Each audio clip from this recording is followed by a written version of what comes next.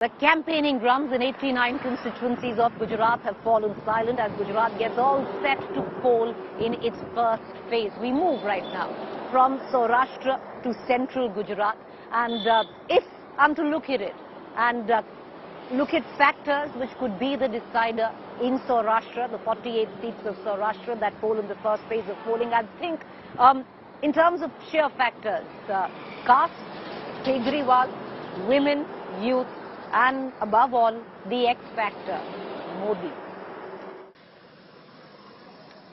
The high decibel first phase campaign has ended, but don't let the tranquility of this shot fool you. The state of Gujarat is bursting at the seam with anticipation.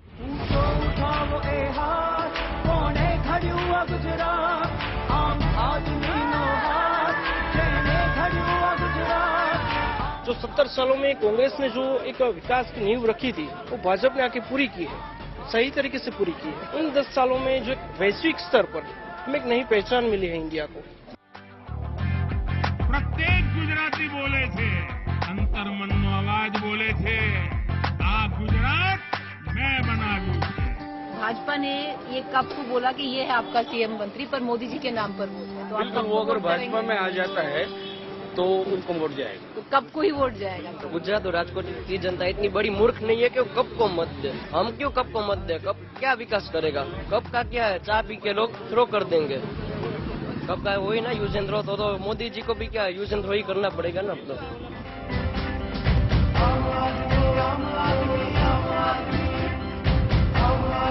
जो मोदी जी का नारा है वो केजरीवाल जी पूरा करके दिखा रहे हैं। पानी का तो बहुत दिक्कत है, अभी भी 8 दिवस के बाद आता है। क्या करेंगे, पानी के तो चाहिए न, पर वोट भाजपा को ही देंगे फिर भी। तो भी अच्छा है न, अच्छा लगता है हमको। हमारा चूंटनी आवे है, चूंटनी आवશે બધા આવશે, બરાબર? અને એમ કે અમે આમ કરી દઉં તેમ કહો, મારી બહેનો મારી માતાઓ એમ કરે કે એમને બધાને બહાર મત લઈ જાય, એને ક્યાં ખબર છે મોદી સરકારને કે હું પ્રોબ્લેમ છે બધાને, બરાબર?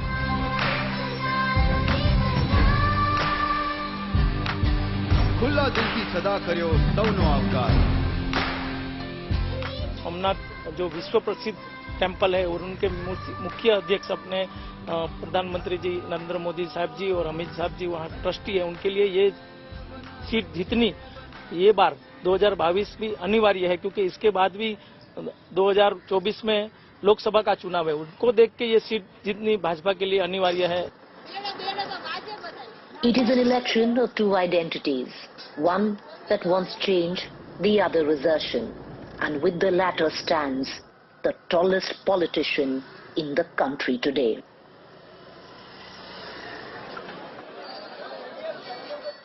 Ahmedabad at night is a beautiful city, full of color, full of character.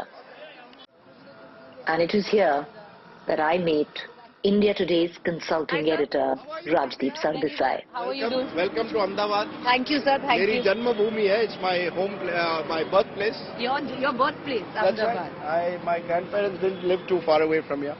What did you eat? What did we eat? Mutton samosas. You know, we ate mutton samosas on the in Bhatia Gali, and then we went to Manik Chowk and had pineapple cheese sandwich, and we ended up with ice cream. Chocolate पान ice cream. आप भी खाइए उसको, chocolate पान ice cream बहुत Sounds gross. But sounds gross. But आप लोग north India से आते हैं और आप sir, chocolate pan. That sounds gross. Because you don't get it in Delhi and Haryana, you are saying gross. Anyway. Okay. So that's a plug for election on my plate. But having said that, today, actually, the first phase of polling will be tomorrow. And what do you think? 89 seats which go Saurashtra and south of Gujarat. What do you think? Where do you think? Your own exit poll after the first phase. No, it's tough to give a seat-wise exit poll, but let's say this broad picture. In 2017, Congress beat the BJP in Saurashtra and Kutch. Right. 30-odd seats out of 54. So that made a huge difference to the Congress tally. That's where they got a bulk of their seats apart from North Gujarat.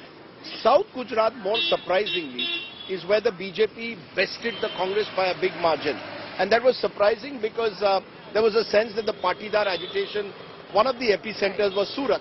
And there was a belief that South Gujarat, the Congress would make gains, plus the tribal belt, traditionally a Congress belt, but the BJP held its own in several parts, and even where the Congress won in South Gujarat, the margins were not very high. So that was surprising. I think 5 years later, my sense is Saurashtra is clearly advantaged BJP because of the division in the opposition vote. Because that's the area where I see the Aam Aadmi Party getting maximum vote share that it gets. But sir, I'm coming from Saurashtra, and there are many seats where the Aam Aadmi Party is actually cutting into the BJP's vote. And there's also a lot of infighting where the old cadre of the BJP is concerned, because they've practically, you know, taken out their own candidates and placed most, and about, I think, 8 seats in Saurashtra where they've taken Congress men and put them there just 1 week before filing nomination. That's right. But the fact is the BJP has, I think, this time meticulously organized its Saurashtra campaign despite the rebels. At the end of the day, people vote, I think, in Gujarat for the BJP and Modi and not for the candidate.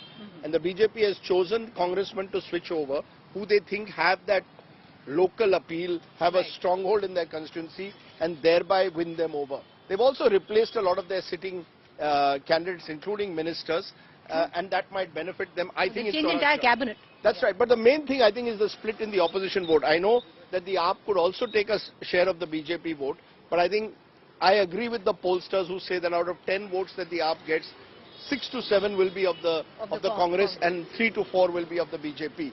So that's Saurashtra. In South Gujarat, again, in Surat city, I do think that the Aam Aadmi Party has made some gains. We saw it in the municipal elections. Are they enough to actually win seats? I don't think so.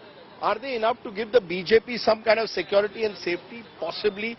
And in the tribal belt too, where the AAP makes any gains, it will be more, I think, in terms of vote share and at the cost of the Congress. So I think the one big reason why I give the BJP a huge advantage in 2022 compared to 2017 is just a triangular contest. They can even get a lesser vote share, 45, 46%, and still get more seats. So we are talking about the first phase, and my one final question, you've come from Surat, sir, I've come from Saurashtra.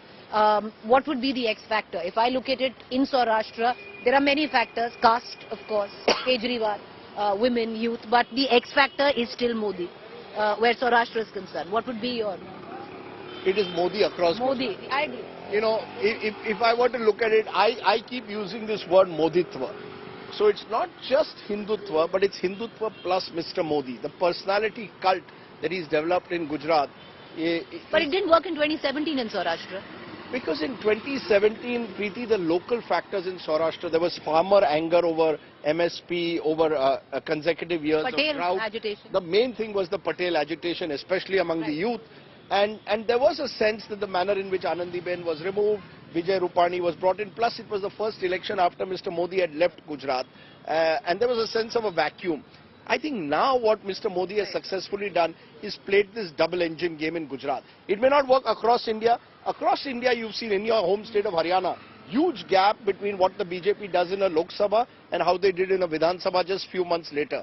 But in Gujarat, that attachment, that sense that Modi hai na, Modi ji ke liye denge. So the vote is not even for the BJP. It's nothing. You know, in a way, one of the big questions that will be asked at some stage in Gujarat is, after Modi, who can the BJP retain this kind of dominance? It could, but it then opens and it gives an opening to the opposition. So the real challenge for the opposition, I keep making the parallel with Bengal. Once Jyoti Basu faded away, Mamata Banerjee was able to slowly assert herself because she stayed in the Maidan.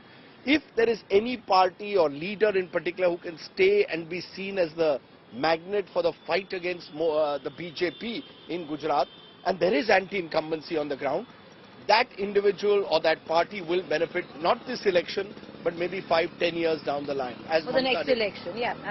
And it is a triangular contest. The AAP has made inroads. Thank you, Rajdeep Sardesai, for joining us this Please go evening. and try the mutton samosas.